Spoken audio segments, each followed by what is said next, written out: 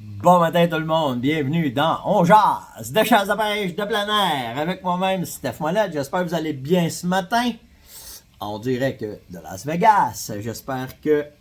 Avez-vous aimé ça hier, toutes les petites vidéos que je vous ai mis, là, un en arrière de l'autre là, pour vous présenter, puis j'ai de l'air d'un petit gars d'un carré de sable. Hein? Avec ces tankas qui s'amusent, stick, puis il y a plein d'affaires le fun que j'ai trouvé. En tout cas, j'espère que ça vous donne une idée un peu où est-ce que le shot show s'en va, puis où est-ce que notre année s'en va aussi. Pour faire un peu un update de l'industrie, où est-ce que ça s'en va, tout le monde a le même discours. On présente ce qu'on a, passez vos commandes, mais après ça, on verra. C'est fou, hein? C'est vraiment fou, hein? Puis, ce qu'on s'attend, c'est que dans l'année qui va suivre, il va y avoir des annonces. Exemple, tu te fais présenter un produit, puis tu as une nouveauté qui s'en vient. Ben, je vais vous dire ça de même, c'est la même affaire pour moi que la Fermonette. OK? J'ai présentement un produit qu'on va lancer cette année. OK? Ce produit-là qu'on veut lancer cette année, pourquoi je ne l'ai pas lancé encore, puis qui n'est pas rendu dans la liste de prix, puis que les magasins ne l'auront pas tout de suite, c'est simplement parce que Yann, on s'est parlé 5 minutes avant que je rentre avec vous autres, puis on ne sait pas si on va avoir la matière première pour pouvoir faire le produit. Parce que faire le produit, faire les tests, tout est fait.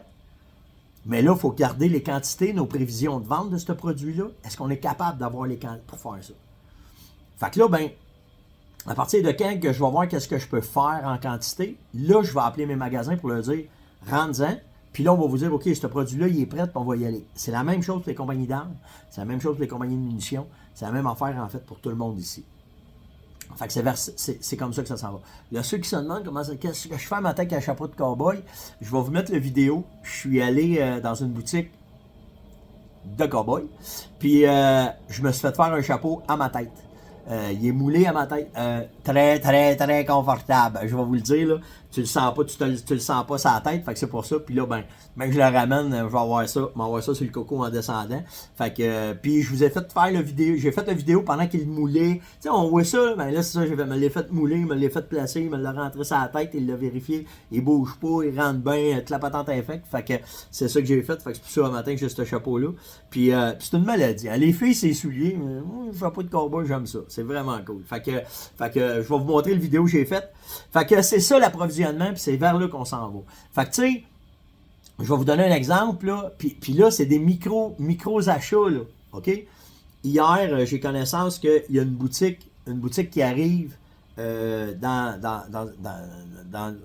chez Tico. OK, je ne cacherai pas, là, j'étais avec sa gang-là. Puis, ils se mettent à parler, puis là, le gars, il parle, puis il check dans son inventaire, puis il fait « Oh, mon Dieu! Il m'en reste 9 de cette carabine-là, faite de cette façon-là, avec ce camo-là qui est unique. » Unique! 9 modèles, il n'y en a pas d'autres. Tu sais, une Tikka T3X avec un camo spécial, avec serre à côté, avec le muzzle brake intégré. Christy de beau gun, là. Abordable, tu sais, c'est... Fait que là, le gars de magasin, il se tourne la tête, il se regarde les deux acheteurs, il regarde, je les prends tout de suite. Pas de problème. Mais ça venait de sortir dans un inventaire qu'il n'y avait pas. Il les a achetés tout de suite. Fait que cette boutique-là va avoir ces 9 petits cas-là. Puis c'est au Québec, là. Ça va rentrer au Québec, il y a juste lui qui les a. C'est des modèles uniques. Il n'y en a plus. Ça ne sait pas quand est-ce qu'ils vont en avoir. Il ne peut pas avoir de plastique, peu importe. Fait que tu sais, c'est ça. C'est comme ça, c'est vers là que ça s'en va. OK? Si vous voulez savoir, si vous voulez un petit K3X, un modèle bien spécial avec un camo bien spécial, ben écrivez mon privé, moi vous dire c'est qui est ça. Tu sais, mais tu sais, ça a donné, fait que tu sais, j'ai fait, c'est pas différent, autant pour des multinationales que pour une compagnie familiale de la Fermonette, on vit toute cette affaire-là, puis on va voir qu'est-ce qui va arriver, puis comment est-ce qu'on va se faire livrer, puis comment est-ce que ça va être. Fait que c'est ça, c'est le pouls. Les munitions, ben, tu commences à avoir des balles, ils sont pas capables de nous dire. Les magasins passent les commandes, ça finit là. On va voir qu'est-ce qui va rentrer. En fait, on va savoir qu'est-ce qui va embarquer sur ces bateaux, puis pas s'en aller. Puis ceux qui ne sont pas au courant, ben, cette année, Beretta a acheté une compagnie qui s'appelle Amotech. C'est Norma, les munitions Norma, c'est eux autres. Fait que là, ben, ils vont être capables. J'ai su qu'il y avait eu des investissements majeurs chez SACO pour les munitions. Ils vont être capables d'augmenter la croissance de fabrication de munitions de 25%. C'est beaucoup, là. Non, bon, ouais. On attend. Fait que tu sais, ça vous donne une idée, là. C'est pas fini, là. Tu sais, ceux qui pensent, ah, la COVID est finie, les patentes sont finies. Tu sais, il y a une crise économique qui nous annonce qu'il s'en vient. On vient de passer avec un crash mondial avec la COVID, une guerre. Fait que, tu sais, c'est assez spécial à vivre présentement, ce qui se passe. Mais, quand même, j'ai de l'air d'être gars des corps de ça. L'autre affaire que je veux vous parler, le Ramtrack, OK? Vous l'avez été à peu près, je sais pas combien, là, mais si vous m'avez écrit. C'est quoi ce truck-là? Comment est-ce que c'est ce truck-là? Là, j'ai fait une vidéo complète. Il est malade, le truck-là. Des gogos, des patentes. En fait, si vous tapez Ramtrack sur Google, ça n'existe pas. C'est un prototype. Ram est après s'en aller vers faire des pick-up, pour faire du off-road, pour faire de la trail, puis pour s'adapter aux besoins des clients. Exemple, dans le truck, tu as un laptop intégré. Ouais. Le truck, tu vas pouvoir l'utiliser. Cette option-là, si on t'en faire un test, vous allez voir, là, je le lis dans la vidéo, là, tu as ton appui-coude, tu es à côté, tu payes 5 pitons, tout, le laptop il sort, tu le sors, puis tu peux travailler, tu peux aller sur le web, tu peux faire ce que tu veux. Tu peux consulter tes cartes, parce que si tu fais du off-road, tu as une connexion satellite, c'est là. Il y a une affaire qu'on a faite. Oh ben my God! Mais ça, vous allez le voir dans la vidéo, qu'est-ce que c'est. Fait que tu sais, c'est ça. C'est les prototypes, voir comment est-ce que c'est. Il y avait, puis le système de marketing il était en arrière, il était effrayant, de en arrière de ça. Là. Si tu voulais aller visiter le truck, il prenait ton nom, ton email, ils savent que tu vas devenir un client potentiel. Fait que ils vont. Mais c'est quand même très intéressant de voir qu'est-ce qui est arrivé. Le lancement de la S100, on va en avoir cette année, pas la S100, la SACO 100. OK, on va l'avoir au Québec, ça a été confirmé hier. On ne sait pas le modèle, on sait pas comment est-ce qu'on sait pas le modèle, mais on ne sait pas combien qu'on va en avoir. Mais puis j'ai fait une couple de présentations à des marchands, puis il y en a beaucoup qui l'ont trouvé hot. On s'enligne, tu sais, c'est plus une arme de prestige, OK? C'est pas une arme pour chasser à tous les jours, là, tout le kit. Tu peux chasser avec tous les jours si tu veux, mais on s'entend là, la qualité, la façon qu'elle est faite, puis comment est-ce que c'est. Puis juste pour vous donner une idée, là, j'ai fait, vous allez voir, là, je vais vous le mettre en fait encore à la fin du On Jase. Je vous l'ai montré, mais la façon que la gâchette elle est faite, comment est-ce que tu peux l'ajuster, le système de sécurité de la 100, c'est la seule carabine que tu vas pouvoir chasser avec une balle dans la chambre, te promener avec n'importe où, n'importe quand, n'importe comment, sans qu'il y ait de danger que le coup parte. Ça, tu sais, on peut pas, là, tu sais, moi, là, avoir une carabine en bandoulière, me promener dans le bois, faire ce que j'ai jamais de balle dans le canon, parce que, mais elle, le système de sécurité qu'ils ont mis dans la 100, c'est hallucinant, tu vas pouvoir, fait que, tu sais, c'est tout ça un dans l'autre, qui fait que la 100, elle est différente des autres. Tu sais, c'est une carabine qui va s'enligner vers les compétitionner les Fears, tous les beaux gros calibres qu'on peut avoir dans les carabines de prestige. Fait que c'est là qu'elle va aller. On n'a pas eu encore le prix de détail, on ne sait pas comment est-ce qu'elle va se détailler, mais on s'attend à une carabine qui va coûter peut-être dans les 4, 5, 6 000 $. Là. Ça va jouer à peu près là-dedans. Fait que c'est ce qu'il nous disait hier au SHOT Show. Après ça, dans les questions, j'ai tout le temps de faire les questions, parce que je vais avoir les vidéos qui vont tomber après. Je vais me garder des questions pour demain, parce que là, il y a tellement d'affaires qui se passent au SHOT Show, puis que je veux vous parler, puis je veux vous montrer. J'ai une question de Justin qui me dit, c'est quoi la différence entre Vitamil Chevreuil, Vitamix Orignal, c'est-tu pareil? Ben non, c'est pas pareil. Enfin que regarder le produit, il est complètement différent. C'est pas les mêmes minéraux. Faut que vous compreniez que où est-ce qu'on est rendu maintenant à faire des salines. On est capable d'aller chercher plus de sortes de minéraux, de faire des recettes qui sont plus efficaces. C'est ça qui arrive avec Vitamix. Puis en plus, on est capable de cibler chaque gibier pour les besoins. Un orignal et un chevreuil, ça n'a pas les mêmes besoins. Je suis bien placé pour vous le dire, là, tu sais. Fait que les recettes sont pas les mêmes, ne donnent pas la même affaire, ne donnent pas la même efficacité aux deux. Les apports sont pas pareils pour les deux gibiers. Fait que c'est pas le même produit du tout, là, quand on parle de Vitamix là-dedans. Après ça, La question de timing des achats, je viens de vous en parler que pour la Tika. Ah oui, je vais finir avec ça. Je vais pouvoir faire moi, je vais être correct. La vente de viande sauvage dans les magasins, t'en penses quoi? Mathieu me demande ça parce qu'il y a vu un reportage à la télévision puis il parlait de ça. C'est simple. Ailleurs, ça se fait parce que la mentalité des gens qui sont là, c'est pas compliqué. Là. Si tu te mets à vendre de la viande sauvage dans les magasins, tu deviens un gestionnaire de la faune parce que si tu enlèves tout le gibier qu'il y a dans le bois, tu ne seras plus capable d'en vendre. OK? C'est simple de même. OK? Ça, c'est de même en Europe, c'est de même à Terre-Neuve, c'est de même dans plein de places. Là. OK?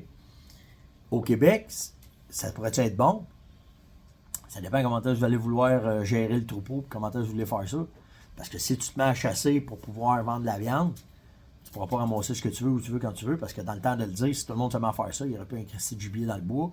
Et c'est ce qui est arrivé en Europe. OK? Fait que, c'est-tu bon, c'est-tu pas bon?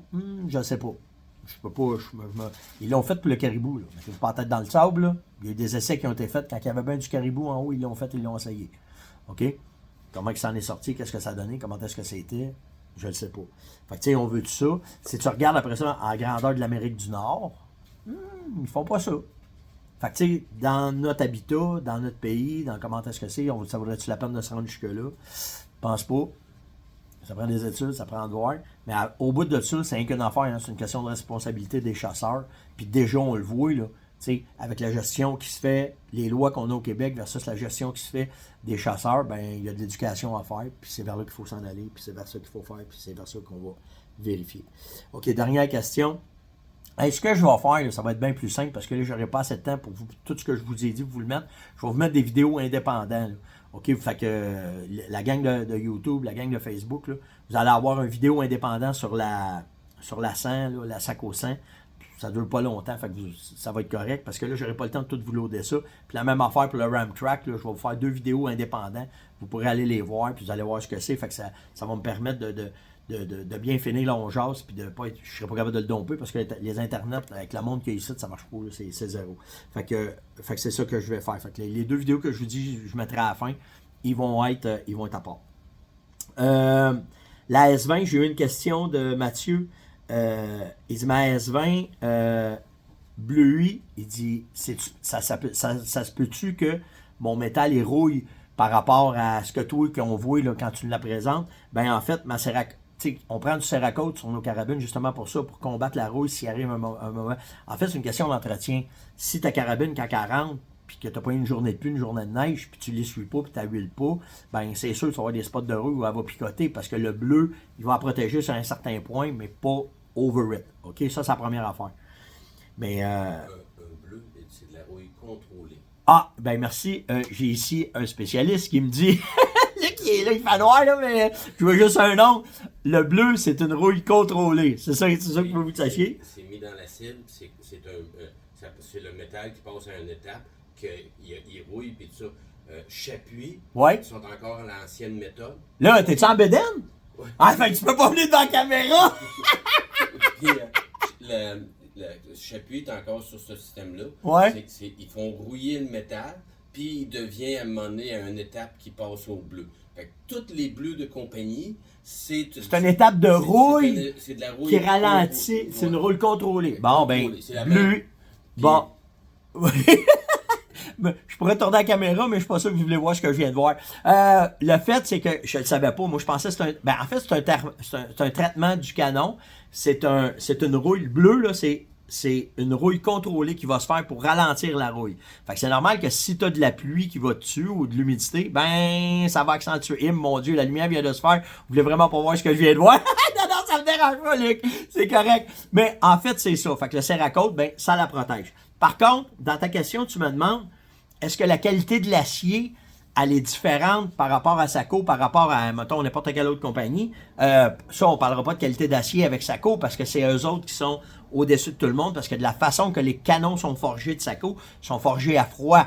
Tandis que les autres compagnies, ben, c'est drillé puis c'est forgé à chaud. Donc, la qualité de l'acier est vraiment pas pareille. Pour vous donner une idée, l'acier, c'est poreux, là. OK? Fait que quand c'est chauffé, ça s'affaiblit puis c'est moins résistant. Tandis que Sako, eux autres, ce qu'ils font, c'est qu'ils vont partir avec un canon qui est gros comme ça. Faire un canon Sako, ça prend 30 minutes. Puis là, ils vont le mettre sur les marteaux, ils vont fesser le métal va devenir comme ça, il va se compresser. Puis là, c'est pour ça que quand vous tirez avec, même s'il vient chaud, il ne tord pas, puis il garde son efficacité. C'est pour ça, c'est ça la différence de Sako. Tika, c'est la même affaire, c'est la même fabrication, tandis que les autres, ils n'ont pas cette façon-là de faire, puis c'est ça qui fait la différence. Je t'ai passer mon temps, on a trop parlé, mais on a plein d'informations ce matin. Likez, partagez, invitez, surtout commencez, on s'en va commenter, on s'en va continuez le show, là, on s'en va dans un autre étage, je vais vous montrer d'autres affaires. Là, on s'en va des gogos, on va voir qu'est-ce qui va arriver, puis on vous tient au courant de la journée. Likez, partagez, invitez sur le commentaire. Puis les deux vidéos là, que je vous ai dit, je vais les mettre un au bout de l'autre, puis vous pourrez aller voir ça dans le courant de la journée. Ciao tout le monde!